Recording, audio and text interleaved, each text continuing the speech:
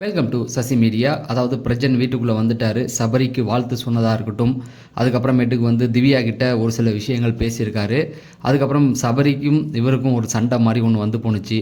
Water மிலானுக்கும் துஷாருடைய உள்ளே வந்தது, கலையரசன் என்ன பேசினார், இப்படி நிறைய அப்டேட்டுகள் இருக்குது. இது எல்லாத்தையும் ஒன்று ஒன்றா அந்த வீடியோவில் பார்த்துடலாம். ஃபஸ்ட்டு எடுத்த உடனே கமருதீன் கிட்ட வந்து கால் பண்ணி பேசிட்டேன் அப்படிங்கிற மாதிரி சொன்னார் பிரஜன். அதாவது இதுக்கு முன்னாடி வந்த வீடியோவில் அதை பற்றி அவர் சொல்லலை. வெளியில் கொடுத்த இன்டர்வியூவில் வந்து அதை பற்றி பேசவே இல்லை, பேசலான்னு தான் சொல்லிட்டு இருந்தார். இப்போ வந்து பேசிட்டாரு, சரி அதை விட்டுடுறா பார்த்துக்கலாம் அப்படிங்கிற மாதிரி ஒரு விஷயம் போயிருக்கு. அதுக்கப்புறமேட்டுக்கு சாண்ட்ரா பத்திரமா வீட்டுக்கு போயிட்டாங்க அப்படிங்கிற மாதிரி ஒரு சில விஷயத்த சொல்லியிருந்தார். அதுக்கப்புறம் ரெட் கார்டு விஷயத்தில் நான் உள்ளே இருந்திருந்தேன்னா கண்டிப்பாக நான் அடிச்சுட்டு ரெட் கார்டை வாங்கியிருப்பேன் அப்படிங்கிற ஒரு சில விஷயங்களும் பேசினார். என்னை பொறுத்த வரைக்கும் பிரஜன் இருந்திருந்தால் அந்த ரெட் கார்டு இருந்திருக்காதோ அப்படிங்கிற ஒரு எண்ணம் எனக்கு வந்தது. ஏன்னா பிரஜன் இருந்திருந்தால் கமருதீன் அப்படி கொஞ்சம் ஓவராக போயிருக்க மாட்டான். ஃபஸ்ட்டு இந்த மாதிரியான பிரச்சனைகளே அவங்க வந்திருக்க வாய்ப்புகள் இல்லை. ஒரு இடத்துல கமருதீனை கண்ட்ரோல் பண்ணி விட்டுருப்பார். கமருதீனுக்கு இருந்தது வந்து அந்த பிஆர் இதை விஷயத்தை பேசினது தான். அவனுக்கு அந்த ஒரு கோபம் வந்து அப்படி பாய்ச்சி, சரி ஏதோ ஒரு விதத்தில் அது நடந்துருச்சு.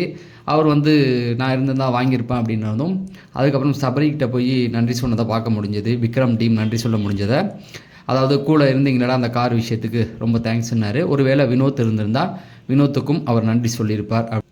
அதுக்கப்புறமேட்டுக்கு வினோத் பெட்டியை எடுத்ததுக்கு அரோரா காரணம் இல்லை, ரம்யா தான் அப்படிங்கிற ஒரு விஷயத்தை போட்டு உடைச்சிருக்காரு. அதாவது பேர் சொல்லாமல் சொல்லியிருக்காரு. நானுமே அதை பார்த்தேன். அந்த வீடியோ வந்து போன வீடியோவில் நேற்று பேசியிருப்பேன். அதில் ரம்யாவும் வியானாவும் ஒரு சில பிளான் போட்டிருப்பாங்க. அந்த பிளான் படி தான் அவர் வந்து எடுக்க வச்சது. அது நான் ஏற்கனவே ஒரு வீடியோவில் பேசியிருக்கேன். நேற்று மதியானம் அதில் பேசியிருப்பேன். விஜய் சேதுபதி செய்த சம்பவம், எதுக்கு அந்த ப்ரொமோ போட்டாங்க அப்படிங்கிற மாதிரி அதுக்குள்ளே நிறைய விஷயங்கள் சொல்லியிருப்பேன். ஸோ இதில் அரோரா மேலே தப்பு இல்லை அப்படிங்கிறத விட ரம்யா பேரை சொல்லாமல் அவங்க பண்ணது தான். அவங்க வந்து கிச்சனில் இருந்துட்டு கண்ணை காமிச்சு பேசினது. அதுக்கப்புறமேட்டுக்கு அவர் பெட்டி எடுக்கும்போது பக்கத்தில் இருந்தால் எடுக்க விடாமல் பார்த்துருப்பேன் அப்படின்ட்டு அவர் பக்கத்துலேயே இருந்திருப்பாங்க. இந்த மாதிரியான விஷயங்களில் ரம்யா மேலே ஒரு சில விஷயங்கள். அதுக்கப்புறம் போன உடனே திவ்யா வந்து போய் கட்டி பிடிச்சிட்டு, என்ன ப்ரோ என்னாச்சு, ஏன் இப்படிலாம் நடந்தது அப்படின்னும் போது அதுக்கு ஒரு விஷயம் சொல்லியிருக்காரு. அதாவது பேசுவோமா, கண்டிப்பாக பேசுவோம், இப்போ தானே வந்திருக்கேன், டைம் இருக்குது, பேசுவோம் அப்படிங்கிறது நான் காலை வீடியோவில் சொல்லியிருந்தேன். கண்டிப்பாக திவ்யாவில் சும்மா இருக்க முடியாது, கண்டிப்பாக கேட்டுருவாங்க அப்படிங்கிறது தான். ஸோ அதுக்கு பிரஜன் என்னென்ன விளக்கம், அதாவது 3வது ப்ரோமோவில் காமிச்சாங்க இல்லையா, அந்த விஷயம் வந்து நைட்டு தான் வரும். ஸோ அதுக்கு என்னென்ன விளக்கங்கள் அவர் கொடுக்குறாரு அப்படிங்கிறத பார்ப்போம். ஏன்னா அவரே வெளியில் வந்து ஒத்துக்கிட்டார், அவங்களுக்கு வந்து சாண்ட்ரா கொஞ்சம் தப்பாக தான் பேசினாங்க அப்படிங்கிறத, அதை பார்க்கலாம் அப்படிங்கிறது தான். பிரஜன் தரப்பில் எல்லாத்தையுமே போய் பேசியாச்சு. அப்புறம் வினோத் இவர் வாட்டர் மிலானை போட்டு பொழக்க போகிறேன்னு சொன்னார் இல்லையா, அவர்கிட்ட போய் பேசுனதுக்கு வாட்டர் மிலான் வந்து, அண்ணா நான் சாண்ட்ராவை பணப்பட்டி எடுக்க சொல்லி நிறைய தடவை சொன்னேன்னே, அவங்க தான் கண்டுக்கல, பிரஜன் வரட்டும்னு வெயிட் பண்ணாங்க அப்படின்னு பிரஜன் சொன்னார், நான் தான் வந்துட்டேனே பெட்டி இல்லையே அப்படிங்கிற மாதிரி. ஆனால் அவர் சொன்னார், ஏன்னா நேற்று அவங்க போகும்போதே அக்கா நீங்கள் எடுத்துருக்கலாம்க்கா அப்படிங்கிற மாதிரிலாம் நிறையா சொன்னார். இந்த மாதிரி விஷயங்கள் பிரஜன் பண்ணார்.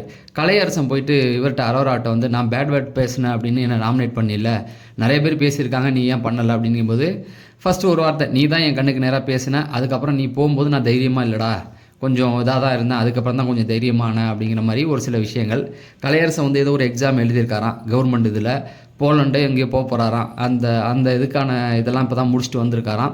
சரி வாழ்த்துக்கள். அதாவது பிக் பாஸ்குள்ளே வந்து சினிமாக்குள்ளே மீடியாக்குள்ளே பிரபலமாவாங்கன்னு பார்த்தா, இவர் மீடியாவிலேருந்து பிக் பாஸ்குள்ளே வந்து இப்போ கவர்மெண்ட் இதில் ஏதோ ஒரு இதில் போகிறாராம். அவர் கலை சார்ந்த விஷயம், பாராட்ட வேண்டிய ஒரு விஷயம். ஏன்னா மண்ணின் சார்ந்த கலைகள் அது வளரணும் அப்படிங்கிறது தான்.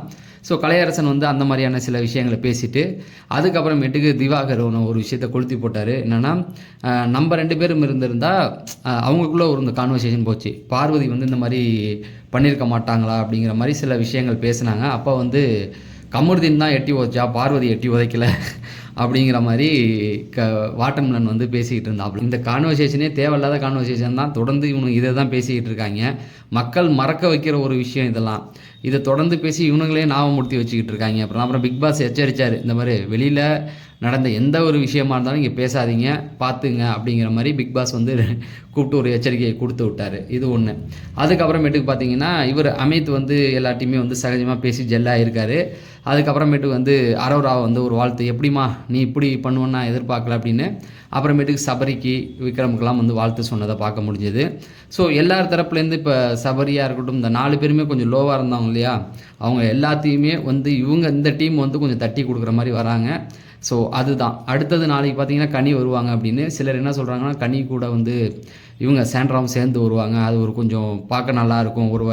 ஒரு டிஆர்பி ஏற்றி விடலாம்ல 2 பேரும் ஒன்றா வந்து அது ஒரு ஆச்சரியமாக பார்க்கப்படும் இல்லையா? அந்த மாதிரி நடக்க வாய்ப்பு இருக்குது அப்படிங்கிற மாதிரி சொல்கிறாங்க. வியானா வெளியேறிட்டாங்க அப்படிங்கிற ஒரு செய்தி சோஷியல் மீடியாவில் வந்துக்கிட்டு இருக்குது. அதுக்கு காரணம் வந்து பார்த்திங்கன்னா, நிறைய விஷயங்களை பிக் பாஸ் சொல்லியும் கேட்காம தொடர்ந்து நிறைய விஷயங்களை அவங்க பண்ணிட்டாங்க அப்படிங்கிற மாதிரியும், வாட்டர் மிலானும் அந்த மாதிரி பண்ணிகிட்டு இருக்காங்க அப்படிங்கிற மாதிரியும் செய்திகள் வருது. சோஷியல் மீடியா செய்தி தான் இது. என்னென்னா வியானா வெளியேறிட்டாங்க அப்படின்னா வாய்ப்புகள் இருக்குது. ஏன்னா வியானாவை பொறுத்த வரைக்கும் ஒரு விஷயத்தை தவிர்க்க நினைக்கிறாங்க. ஒன்றுமே கிடையாது. அவங்க வெளியேறினாங்க இல்லையா? வெளியேறதுக்கு முன்னாடி அவங்க 2 வாரம் எந்த கண்டென்ட்டும் கொடுக்கவே இல்லை. அதுக்கு ஒரே ஒரு காரணம் தான். ஆனால் அவங்க வீட்டிலேருந்து கொஞ்சம் நாளைக்கு முன்னாடி வந்து ட்ரெஸ் அனுப்பாமலே இருந்தாங்க. அதுக்காக அழுதுகிட்டு இருந்தாங்க. இந்த லவ் கண்டென்ட்னால தான் இப்படி ஆகுது அப்படிங்கிறதுனால அவங்க புரிஞ்சுக்கிட்டு, எங்கள் ஃபேமிலி ரவுண்டில் நம்ம இருந்தால் நம்ம ஃபேமிலி வந்து நம்மளை கிளின்னு கிழிச்சிருவாங்களோன்றதுனால தான் அந்த 2 வாரமே எந்த கண்டென்ட்டும் கொடுக்காம தானாக வாண்டடாக வெளில போனாங்க. அதுதான். அதுக்கப்புறம் திரும்ப வந்து நின்றுட்டு இது இருக்கு இல்லையா, ஹோம் டூரு, அப்போ வந்து அந்த பெட்ரூமுக்கு போனால் எஃப்ஜேவும் தானும் அவங்க 2 பேரும் பண்ண விஷயங்கள் நிறையா வெளியில் வந்துருங்கிறதுக்காக அந்த இன்சிடெண்ட் அப்போ அவங்க அவாய்ட் பண்ணிவிட்டு வெளியில் வந்துட்டாங்க. இப்போ அவங்க பண்ணுறது பார்த்தா எனக்கும் வேணுக்குன்னு மாதிரி தான். அதாவது இது கன்ஃபார்ம் நியூஸ் இல்லை, அவங்க போயிட்டாங்கன்னு சோஷியல் மீடியாவில் ஒரு நியூஸ் வருது. பிக் பாஸ் டீம் வந்து வெளியில் அனுப்பி விட்டாங்க அப்படின்னு. அப்படி போகிறதா இருந்தால் அவங்க பண்ணுறதுக்கு வாய்ப்புகள். ஏன்னா திரும்ப நாளைக்கு எஃப்ஜே உள்ளே வருவார். வந்தால் பல விஷயங்களை பேச வேண்டி இருக்கும். எஃப்ஜேவா அவாய்ட் பண்ணியே ஆகணும் அப்படிங்கிற ஒரு சில கட்டாயங்கள் அவங்களுக்கு இருக்கிறதுனால கண்டிப்பாக அவங்க அந்த மாதிரியான ஒரு முயற்சிகள் எடுத்திருக்கிறதுக்கு வாய்ப்புகள் நிறையா இருக்குது. வாட்டர் மிலானை பொறுத்த வரைக்கும் அவர் போகிறதுக்கு ஒரே ஒரு காரணம் தான், தேவையில்லாமல் பேசி தேவையில்லாத சண்டையை வளர்த்து விட்டுட்டு இப்போ காலையில் பார்த்தீங்கன்னா பார்வதியோடைய ரெட் கார்டு விஷயத்தெல்லாம் திரும்ப எடுத்துக்கிட்டு பார்வதிக்கு வந்து அவங்க தப்பு பண்ணல, கமருதீன் தான் தப்பு பண்ணார் அப்படிங்கிற மாதிரிலாம் பேசிக்கிட்டு இருக்காரு. ஒருவேளை கமருதீன் தப்பு பண்ணல, பார்வதி தப்பு பண்ணான்னு சொன்னால் கூட டீம் அவரை வச்சிருக்கலாம். எனக்கு தெரிஞ்சு எடுத்திருக்க வாய்ப்பு இல்லை, இது வதந்தியாக தான் இருக்கும்.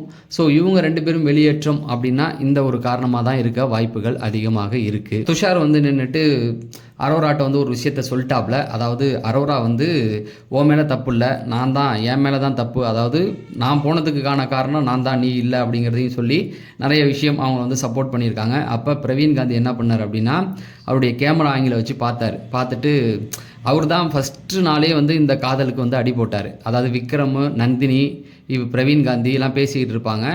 அப்போ வந்து இந்த விஷயத்துக்கெலாம் அடி போட்டது அவர் தான். அப்போ கூட கனி கூட ஒதுங்கி நின்றுட்டு பொண்ணுங்களை பற்றி கொஞ்சம் ஒரு மாதிரி பேசுகிறாரு அப்படிங்கிற மாதிரிலாம் இருந்திருக்கும். அது ஃபஸ்ட் டே காலைல லைவில் நடந்தது. எதுக்கு சொல்லணும்னா, இந்த லவ்வுக்கு வந்து விதை போட்டதே அவர், விக்ரம் தான். இவங்க 2 பேரும் தான் சேர்ந்து விதை போட்டாங்க. இப்போ அதை பார்த்துட்டு அந்த கேமரா வழியாக அவங்க 2 பேரும் உட்காந்துருக்கதை கையை வச்சு டைரக்டர் ஆங்கிலில் பார்த்துட்டு ஒரு விஷயம் சொல்லியிருக்காரு. ஜோடி 2ல் வந்து அவர் வந்து அவங்கள நடிக்க வைக்க போகிறாரு அப்படிங்கிற மாதிரி ஒரு விஷயத்த சொல்லியிருக்காரு. ஸோ நேற்று எபிசோடில் சொல்லியிருந்தார்ல, ஜோடி 2 வந்து பிரசாந்தை வச்சு அந்த காலத்தில் பெரிய ஹிட்டாக ஓடின ஒரு படம் அப்படின்னு சொல்லுவாங்க. ஏஆர் ரஹ்மானுடைய ஆல்பம்லாம் அந்த அளவுக்கு சூப்பராக இருக்கும். அந்த படத்தில் வந்து திரும்ப இப்போ பார்ட் 2 எடுக்க போகிறாங்க. அதில் வந்து துஷாரும் அரோராவையும் அவர் நடிக்க வைக்க போகிறாராம். ஏதோ ஒரு வாய்ப்பு கிடைச்சா சந்தோஷம்.